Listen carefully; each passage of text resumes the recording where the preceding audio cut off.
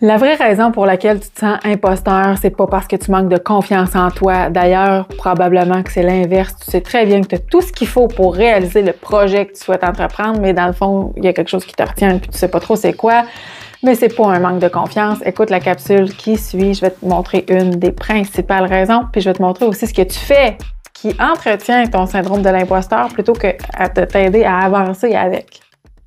La première cause, c'est que tu t'en mets épais sur les épaules. Tu es exigeante envers toi-même, tu le sais, tu es perfectionniste, tu aimes le travail fait, bien fait, tu aimes aller au bout des choses, mais tu t'en mets tellement sur les épaules que finalement, tu n'es jamais contente de ce que tu as livré parce que tu le sais que ça aurait tellement pu être mieux ou encore que tu pourrais continuer à peaufiner jusqu'à temps que finalement, ça n'en finisse plus.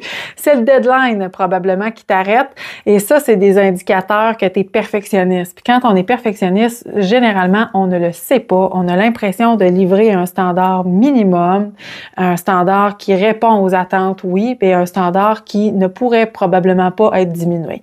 Si tu te reconnais là-dedans, sache que ces comportements-là, ça alimente le sentiment d'imposteur parce que plus tu en fais, plus tu vois que tu aurais fait encore plus et encore mieux s'il y avait eu d'autres conditions.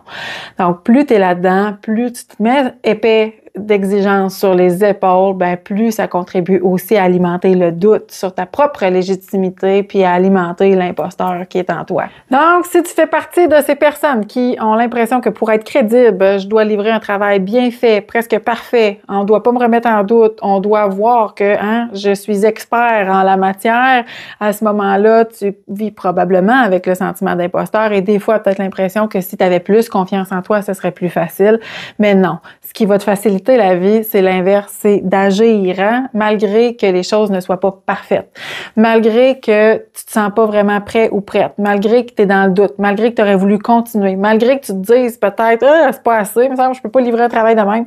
Ça, là, c'est ce qui va t'amener à progresser le plus rapidement dans ton syndrome de l'imposteur pour que, justement, cet imposteur-là en toi se dégonfle un peu puis qu'il arrête de te retenir dans ce qui compte vraiment.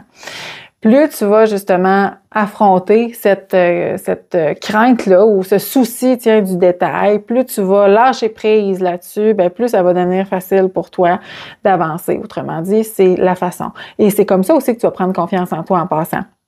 Et non l'inverse. Pas en disant si j'avais plus confiance en moi, je me sentirais moins imposteur. Non, c'est pas ça. C'est pas comme ça que ça fonctionne. Donc, lâche prise sur les détails, avance même si les choses sont pas parfaites, ose davantage justement revoir tes exigences pour te rendre la vie plus facile et comme ça, tu vas être de plus en plus confiante et de moins en moins imposteur. Manque pas les prochaines capsules.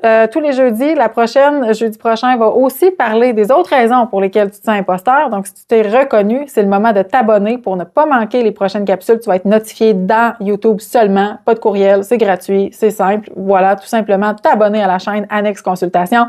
Tu vas trouver aussi en description de cette vidéo-là des outils que je distribue gratuitement qui vont pouvoir t'aider à avancer à travers des mini-actions de grande valeur que tu peux mettre en place dans ta vie maintenant pour avoir le succès que tu souhaites au niveau professionnel, personnel. Et tu vas avoir un lien finalement pour mon groupe Facebook qui s'appelle Ton Annexe. Rejoins-le. Dans ce groupe-là, il y a du matériel exclusif que je partage.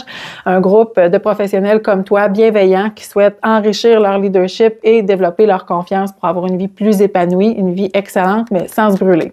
Alors voilà, ne manque pas le rendez-vous jeudi prochain. Merci, au revoir.